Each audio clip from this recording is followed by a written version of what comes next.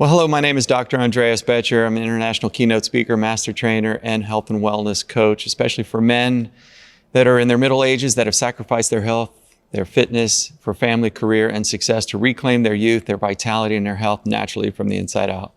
When we get on the phone and talk to men that are looking to reclaim their health and overcome whether it's low testosterone or want to get off their statin medications or want to improve their blood pressure naturally, or just want to finally shred the weight that they've been trying so hard for so long to be able to do, one of the first things we really do is we start to eliminate a lot of the noise. We get back to the root elements and the fundamental elements of health and wellness. What I try to do is take the complicated and uncomplicated and will it down to mastery of the basic elements of health and well-being. We'll do independent lab analysis. I'll look at deficiencies, vitamin deficiencies, mineral deficiencies. I'll look at lifestyle factors, habits, choices, dietary intake, stressors in their life, and start looking at ways that how we can manage all of these elements and start channeling them in the direction to awaken that inner pharmacy. I've always told my patients and my clients, I'm not your doctor. Your body's its own miracle, its own doctor. And I tend to give the body more credit to be able to heal than my medical counterparts naturally on its own. We start getting back to those elements of what it means to be healthy and to be well, to master the sleeping habits, the nutritional patterns, the proper supplementations, not just randomly supplementing, but actually supplementing for deficiencies. And then we use labs to measure where we're starting. And then we'll do that again over a period of time through my Aging Redefined protocol to see how they're measuring again in 90 or 120 days and then make course corrections or adjustments to help them continue to improve their health and the outcomes that they're looking for.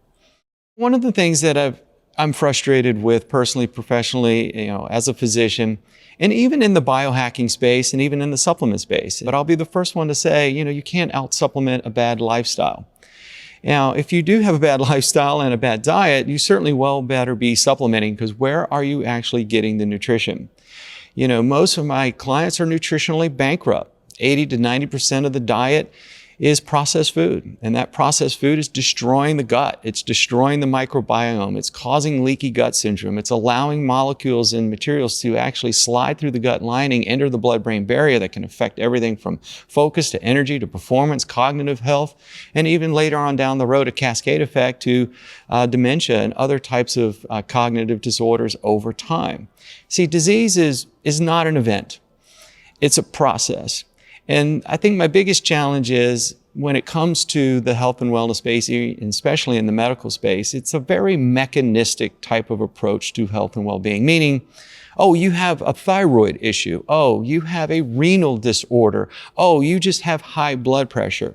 And we just go and zero in on that one specific part when the last time I checked, the blood flows through the entire system. And so we need to get back to the rudimentary elements of what I talk about, that foundational health. And the analogy that I like to help people to understand what I mean by this is that a lot of times when clients or men are coming to me, they've had metabolic dysfunction, they've had low testosterone, they've had low energy, they've had cognitive problems. And they'll try to just supplement with an omega-3 fatty acid, or they'll do a detox program, or try to do a gut restore program. And at the same time, they're still eating processed food. They're not getting the proper sleep. They're drinking excess amounts of alcohol. They're not exercising. They're not doing the cardiovascular fitness, the essential elements that the human body just needs to thrive. And so as a result, it's almost like, this little shotgun approach, even though these nutraceuticals and other interventions may temporarily help, it's like shooting arrows at a tank. And they just ping off. And you may see a little bit of benefit, but the problem is that freight train of disease or chronic ailments is just continuing down the pathway. It's like trying to slow it down with a parachute. It has so much momentum, it becomes very difficult, and you're playing a chasing game. And it continues, if we don't have these fundamental elements in place, you really haven't addressed the root cause. Regardless of what ails you, you have to ask yourself, do I have XYZ because of a lack of a supplement in my body? Do I have XYZ because of a lack of an orange little mini bottle in my medicine cabinet? Do I have XYZ because of a lack of a shot that I'm not getting? And the answer is invariably no. The deficiency is usually self-inflicted. 80 to 90% of today's chronic disease is nutritionally or lifestyle mediated. That is the first place to start. And that's where we start. And the results that we see with our clients and the people that I've coached and trained all over the world, I've helped thousands of people restore their health and well-being. And even in all my years of private practice, I used to have a trash can in our office of prescription medications that our patients no longer needed. So when patients ask me, does what you do work? We'll just look over here. Now, I can't tell you whether you should or shouldn't take a medication. Always challenge your physician to do their part to get you off of these medications. And if they're telling you that you are sentenced to taking these the rest of your life, I challenge you to find a new physician.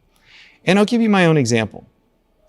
Because I speak from experience, not only clinically in helping patients, but I pride myself on doing my very best to be an example through my own health well-being and my own fitness. But it doesn't mean that I haven't had my own challenges along the way. You know, life throws us curveballs constantly, and we have to evolve and adapt and move with them.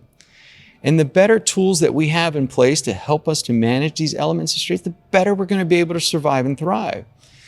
But one of the biggest things that I see, whether you're dealing with gut health or cognitive dysfunction, is in how we manage this elements of stress. And let me give you an example. Okay. When we are dealt with a stressor in our life, we have our ways of coping with them, whether it's a glass of wine, whether it's a night out with friends, whether it's reaching for a bag of potato chips, whether it's sitting on the couch and watching a binge series of your favorite Netflix show, or whatever it is. And then what happens is that it's a temporary medicine, if you will, to help us to deal with that stress. But the problem is when we use those methods, they actually add more stress to the body, which leads to more habits, which causes more mental stress, which makes you feel more bad, which then repeats this cycle. And so we have to look at ways at how we're managing stress in our life, whether it's physical, chemical, or emotional. You know, we're bombarded with physical stress all the time. Okay, accidents, injuries, trauma. But then there's emotional stress, right? There's financial stress, there's marital stress, there's children, there's a career. There's so many emotional stressors that are out there. And then there's chemical stress. This is a big one. And I know many of my colleagues talk about this all the time, of how our food isn't what it used to be, how there's chemicals everywhere, there's EMF everywhere, right? There's processed food everywhere. It's not so much the food that's the problem, it's what we do to the food. It's not even food anymore. And the big food industry has taught us that this is what we should eat. And so what I try to do is I look at how can we whittle this down into the basic things, lean protein sources, fruits, vegetables. At the end of the day, it's as simple as that. Shop around the outside of the grocery store. Start looking for positive ways. So when we look at the opposite end of that spectrum and how we manage stress, and I'll give you my own example. I've gone throughout my career, I'm 54 now, and in the best shape of my life, but not because of anything special. I've gone through my stresses. I've gone through bankruptcy. I've gone through divorce. I've gone through emergency back surgery. I've gone through my own autoimmune condition. I've gone through low testosterone. I've gone having to start a career completely over from scratch. I've been laid off from jobs. I've lost my mom way too early at the young age of 69. My father to suicide 7 months later. And I had to raise and blend a family at the same time. We all have things that we deal with. And what I've always found is that stress is just energy. We give it meaning. We choose whether we can let it to suppress us, or we can choose whether we want to lift it up. And so we can use that stress and say, okay, this is what it is. Now what am I going to do with it?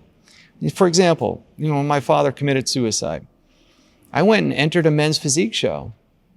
Why? Because I needed a way to channel that pain, that energy, those questions of why, the anger.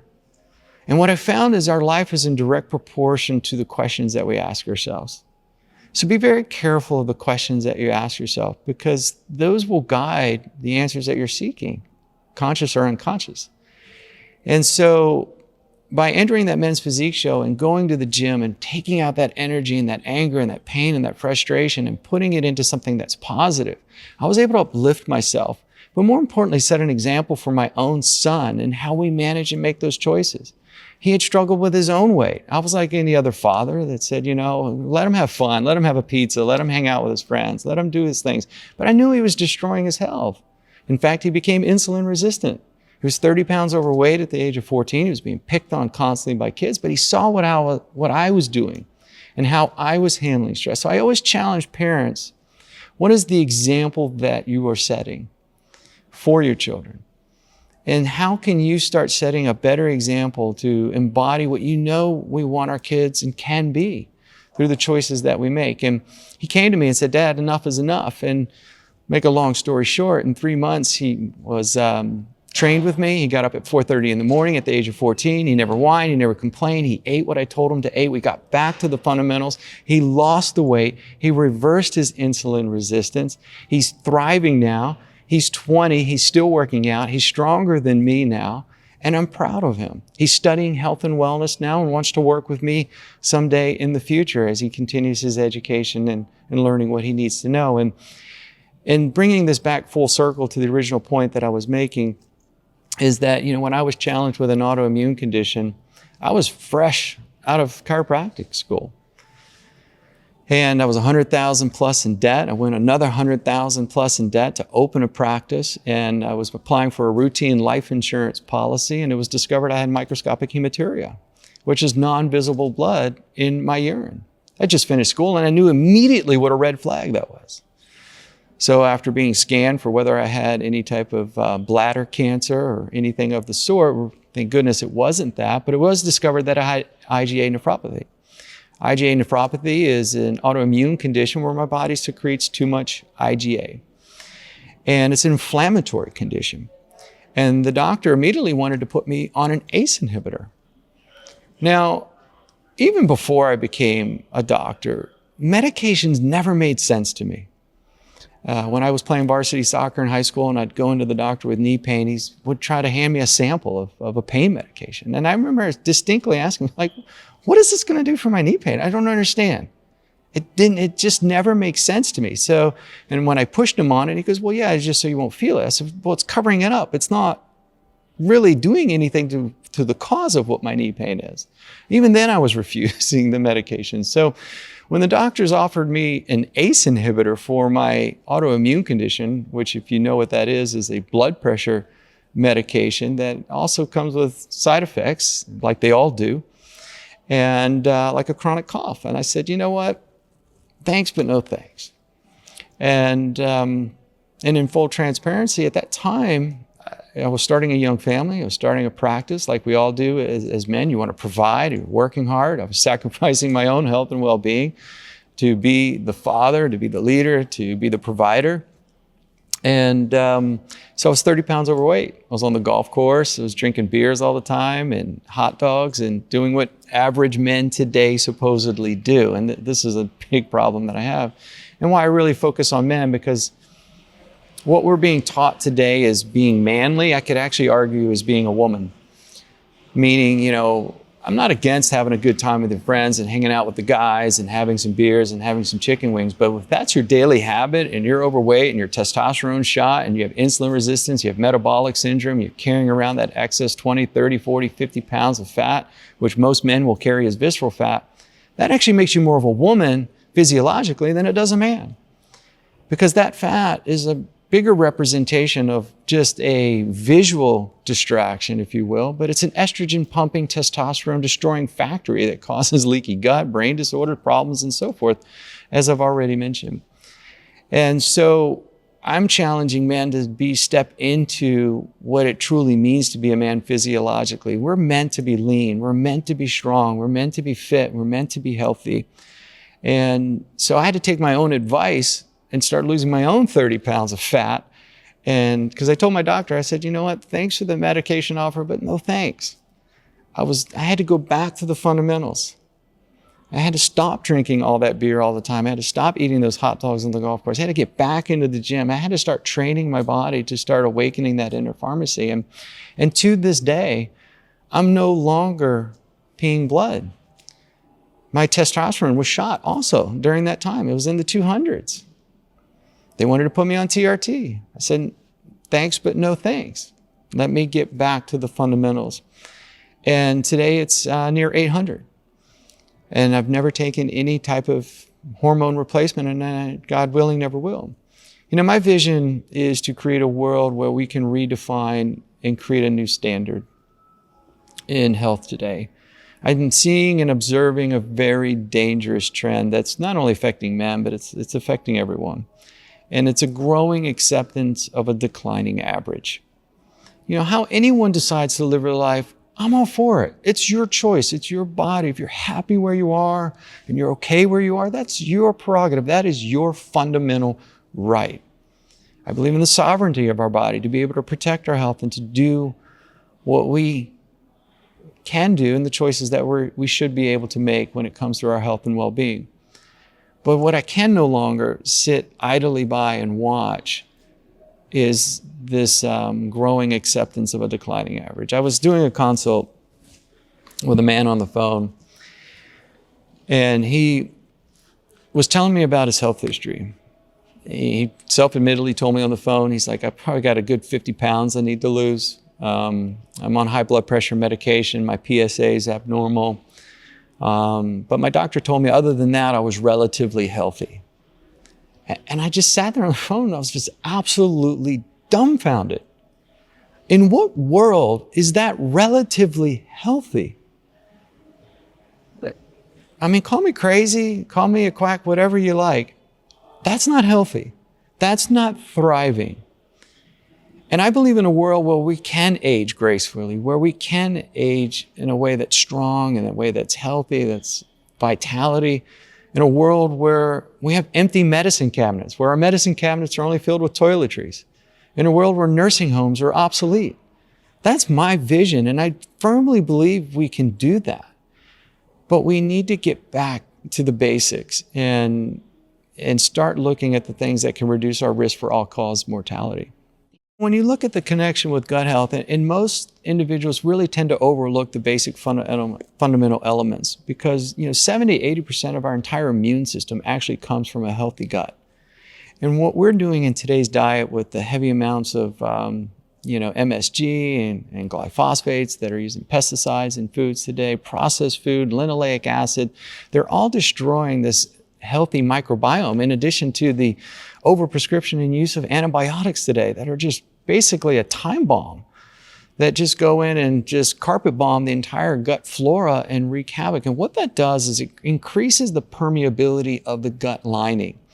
That normal protective barrier that we have from outside influences that protect our overall health and vitality. And so what happens is that leaky gut then as a result allows all types of materials and microbes and pathogens to pass through that gut lining, enter the bloodstream, which then can affect the blood-brain barrier, causing those same materials to affect our cognitive function.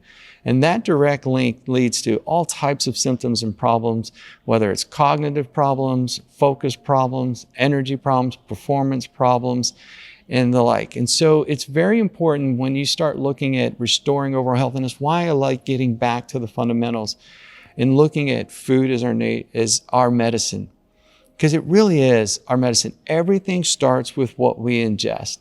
And as I mentioned before, 80 to 90% of today's chronic disease is nutritionally and lifestyle mediated. And I always start with these basic elements. If we can start restoring that gut health, start eliminating the foods that we don't need, start shopping around the outside of the grocery store, stay away from anything that's pretty much in a bag or a box. It's really that simple. Then you start actually replenishing the natural gut flora. Now, supplementation can be important with that, using pre and probiotics to help restore that gut health. Also, started getting back to raw foods as well. Sauerkrauts and things like that can also help start restoring that gut health and that natural flora to help resurface, to reline that gut with the essential microbes and the bacteria to help start repairing that gut lining. And once you start doing that, you start protecting the blood barrier and you start allowing the body's natural detoxification systems to take place. And there are a lot of programs out there in biohacks and detox programs, and they all have their merit and value. Don't misunderstand me. But again, if we don't have the fundamentals in place, they're like throwing arrows at a tank in a lot of ways. They can try to work, but if you continue to destroy the gut with linoleic acid and processed foods and things that we shouldn't be eating, sugar, artificial sweeteners, flavors, colors, and other things that we shouldn't be eating, then it becomes very difficult to allow that healing process to occur. So it's kind of like you take 2 steps forward and 3 steps back. And so that's why we start to see, because when you start looking clinically at the data and you start looking at trends, I always tell people this. We have arguably the best medicine, best doctors in the world, most educated doctors in the world. We have so many biohacks, so many supplements, so many solutions that are being offered out there, yet virtually every single chronic disease is on the rise.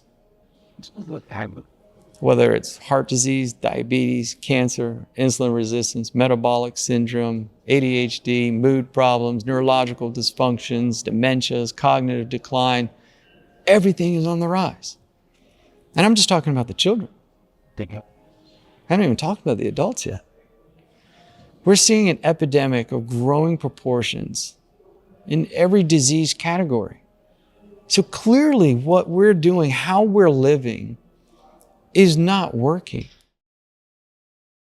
And I'm proud of what I've achieved in my own journey, in my own health and well-being, my own health and fitness. But what I'm proud of the most is having healthy labs, not being pharmaceutically dependent, having an empty medicine cabinet, being able to thrive at 54 and still drive a golf ball 300 yards or race my stand-up jet ski with pro athletes half my age, which is a very physically demanding sport. It's like motocross on water.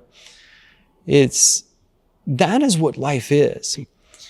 And I speak with such passion about this because I know what we are all capable of, what you are capable of, and the potential that lies in each and every one of us. And the one thing throughout my career that never ceases to amaze me is the miracle of the human body and the way it was designed.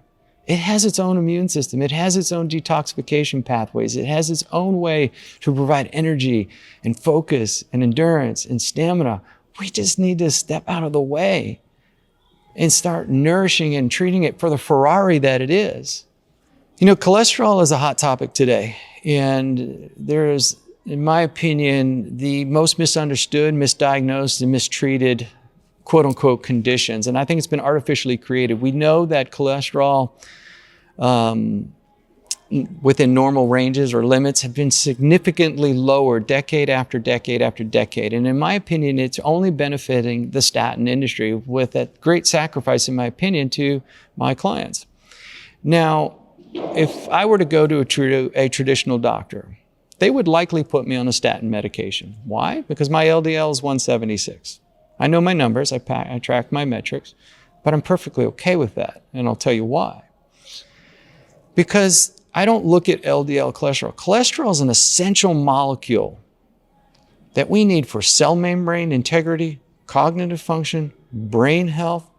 It is the building block to our hormones. And when we start taking statin medication, it's no different, in my opinion, than an antibiotic. It's a carpet bomb to lower cholesterol numbers. Statin medications also decline CoQ10 and other essential vitamins and minerals that we need for metabolic health and function, cognitive function as well.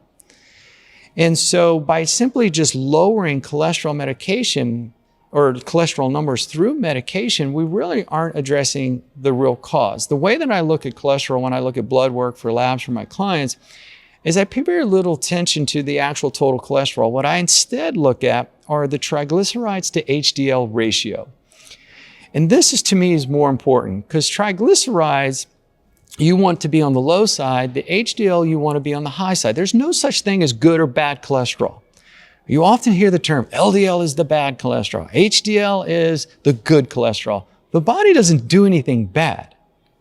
They're all essential in their own way. And I'll get to that more in a moment. But it's the triglyceride HDL ratio that I look at. For example, when I was talking about my son being pre-diabetic and insulin resistant, his triglyceride was over 100, his HDL was like 20. It's an inverse relationship. Now, the reason why I'm not concerned about my cholesterol is that my triglycerides are about 38. My HDL is 92. It's a 0.5 ratio. Instead, what we're seeing is the opposite side of that, where it's a 1.5, meaning, the HDL is at around 30 and triglycerides are over 100. That's a pre-diabetic state. That's an inflammatory condition known as insulin resistance. And so then I start to look at the HbA1c and start looking at blood glucose levels. This is the real problem when it comes to cardiovascular disease in my experience and what the data is showing.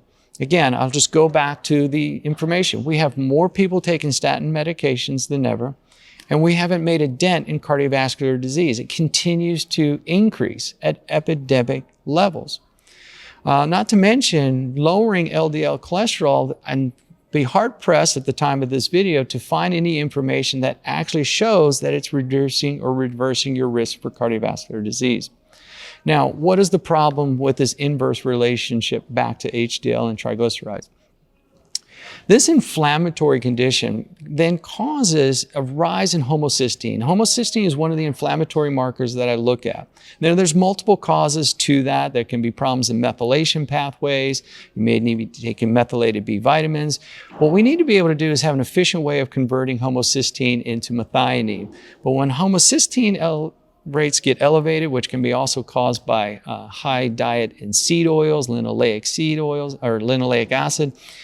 And so as a result of this inflammatory condition, it starts to create inflammation inside the arterial wall. That inflammation starts to build up increased blood pressure. Remember, we have over 100,000 miles of blood vessels throughout the human body. It's a finite system. And when these levels start to rise and inflammation starts to occur, then of course, as the constriction happens, blood pressure goes up. So this is one of the major causes of that, is I start to look at homocysteine levels as well. Now, here's the problem and why LDL gets villainified, I think, incorrectly. So what happens when we have this inverse relationship, this insulin resistant state, this inflammatory state, it creates inflammation inside the arterial wall that causes scarring. That buildup of pressure can only hold up for so long. LDL is a carrier molecule that actually comes in and carries VLDL and LDL, goes into the scarring that starts to happen, or the damage or the tearing in the arterial wall, to start the repair process. Now, we all have some degree of atherosclerosis in our arteries, me included. Okay, that's a normal process of repair. It's like getting cut, right? We get a scab. That's normal. You want the scab. What happens is when we're in a chronic inflammatory state, that scab continues to build and build. It's never allowed to fully heal. And so what happens is the LDL gets blamed for the fire. It's like a fireman going in to do their job, to save the home, to save the family, to save the dog, and then getting blamed for causing the fire. That's in essence what's happening. And so we're starting to artificially villainify LDL when it's not the problem itself. And when you start taking a statin medication, you're carpet bombing your total cholesterol levels. You're depleting those cholesterol levels. You're not addressing it. I was just looking at a friend of mine's labs who just sent it to me. I'm here at a conference this weekend. And yeah, they've lowered his cholesterol levels, but his triglycerides are through the roof. They're well over 100. His HDL is down to 30. His vitamin D is incredibly low. Okay, another precursor to hormonal function, cognitive functions. It's more of a hormone than anything else. Those have not been addressed. We have to flip that markers around so that we're vibrant and that we're healthy. And these are the key elements that I start looking at when we start evaluating labs and start looking at how do we supplement and start changing and evolving the diet to support their overall health goals. When I look at my own healing journey, because I know a lot of people that are likely watching this are being challenged with some type of health condition. And even in my own autoimmune condition, when I mentioned earlier and losing the weight, one of the big things that I did to start to counter the inflammation, because the autoimmune condition I was dealing with, IgA nephropathy, is an inflammatory condition. And one of the things I started doing immediately was using high dose omega-3 fatty acids. In upwards of 10 to 12 grams a day. Now, I'm not saying you should be doing that or recommending that. This is individually based. And I was doing this responsibly. When I was challenging my doctor who wanted to put me on those ACE inhibitors, I said, thanks, but no thanks, but will you monitor me? Let me go back to doing what I do.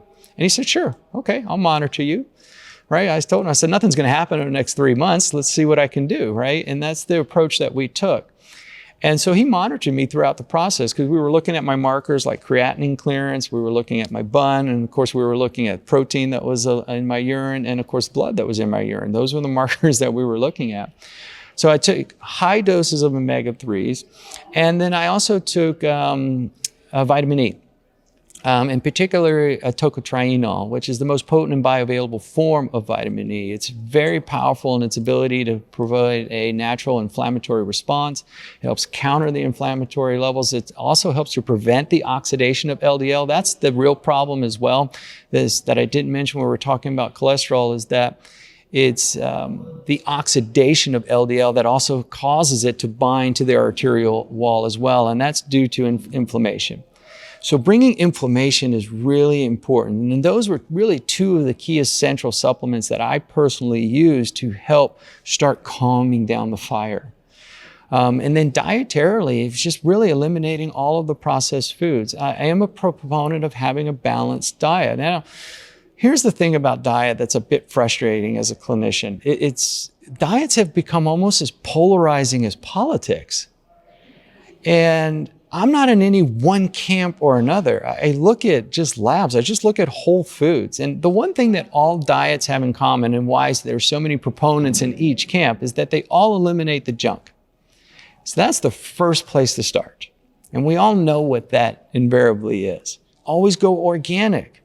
You know, I was reading a research paper that was talking about strawberries, for example. I love strawberries. Strawberries are truly fantastic. I think fruits have been artificially villainified. Oh, it's sugar, stay away from it. Nothing could be further from the truth. But the problem is, if you just buy traditionally sourced strawberry, I've seen that they can actually, basically squeeze a bundle of strawberries and pull out the amount of pesticide to retreat a whole field or an acre of land. Some proportion of their sort. It's the amount of pesticides and chemicals and glyphosates that are found in these great, wonderful, naturally occurring foods. That is the problem. So organic whenever possible. When you start looking at what we can do to reduce our risk of all-cause mortality, the way that I tend to look at it when working with clients is focusing on muscular health. Not from a vanity perspective or having a six-pack on a magazine cover, but muscles are the essential metabolic element to longevity. In fact, you can reduce your risk of all-cause mortality by 5-fold by having the proper muscular strength. I'm talking about functional strength, grip strength, the ability to squat, the ability to do push-ups. Okay, these are important metrics that are overlooked, and there's no pill, there's no supplement, there's no detox program, there's no medication, there's no shot that even competes with that type of result to reducing your risk of all-cause mortality. Now, we want to add upon that, improving your cardiovascular fitness can improve and reduce your risk for all-cause mortality by another 2 to 3x. Again, nothing competes with these types of numbers when it comes to helping with your health and longevity. Focus on these elements first. Be consistent, be patient, allow the doctor within to start working. One of the biggest things that I also see is people get impatient. They expect years of damage to be undone in 1 week. One of the biggest things that I always encourage people to do is that you didn't get to where you are overnight. Disease is not an event. Just because you were just diagnosed with it yesterday doesn't mean it's when it started. Right? Cancer takes years to develop. Heart disease takes years to develop. The first symptom is usually a heart attack, and 50% of those are fatal. Right? Any type of chronic disease, my autoimmune condition didn't happen overnight. My low testosterone just didn't happen overnight. And my normal results didn't just happen overnight.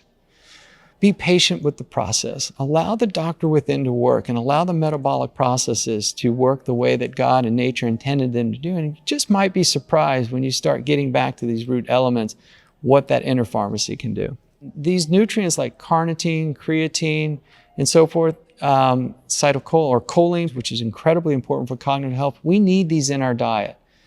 Some of these we can produce on our own, but we need to add these to our diet. We need methylated B vitamins every single day. They're water-soluble nutrients. The body doesn't have a way of holding on to them. We need these every single day. And so when you actually look at my diet, it's actually quite repetitive. I will add other supplements to them. I do like to use other supplements for different types of reasons. I still take an omega-3. I still take occasionally methylated B vitamins. Depends on where I'm at. If I'm traveling, if I'm on the road, if I have access to my normal types of foods that I have on a regular basis, I'll take more supplements with me. If I'm on point, I'll take less supplements. But there are things that I look at to help support really 5 key markers when I look at longevity that I want to always make sure that I do. It's mitochondrial health, telomere health, which are the protective end caps to your DNA that ensure healthy replication and so forth. So I like to use a nitric oxide supplement. I use citrulline malate quite a bit for cardiovascular health because it actually helps inhibit the telomerase enzyme, which can break down the protective end caps. Mitochondrial health is so dependent on CoQ10. It's dependent on the B vitamins, the proper methylation pathways. Stem cell health. How do we repair? How do we regenerate? How do we improve our overall health and well-being? Countering free radicals, the byproduct of oxygenation, breathing, exercise, training. How do we reduce these unstable molecules? That's why I love eating fruit, because of their rich sources of tannins and polyphenols and antioxidants to help nullify and neutralize these free radicals. And then reducing inflammation. Having a healthy diet that's void of seed oils. If you can start with one thing, get rid of the seed oils, the canola oil, any type of the sunflower oil, the seed oil, any of those types of oils you want to get rid of. So if you really focus on those areas, you'll start to thrive in ways that most people only sometimes, I think, dream of, they've lost hope of. And like I said earlier, I give the body tremendous faith. I give you tremendous faith that are watching this video to hone in on these basic principles. They sound simple and they're free. They're available to you right now. I'll start with these elements. Yeah, and if you want to thrive, you want accountability, you want to take it to the next level, sure, reach out. We're obviously here to help. That's what we do. We took an oath to first do no harm and to help our patients thrive in a way. But I've always fundamentally believed in the Hippocratic Oath as a physician, and to me, and in Latin, doctor means to teach. We need to educate, and we need to start being accountable ourselves as physicians with the choices we make, lead by example, and then help lead others to a path of health and vitality that is aging in a way that's graceful, that is strong, that is healthy, with empty medicine cabinets and no need for nursing homes. That's my vision, for the future.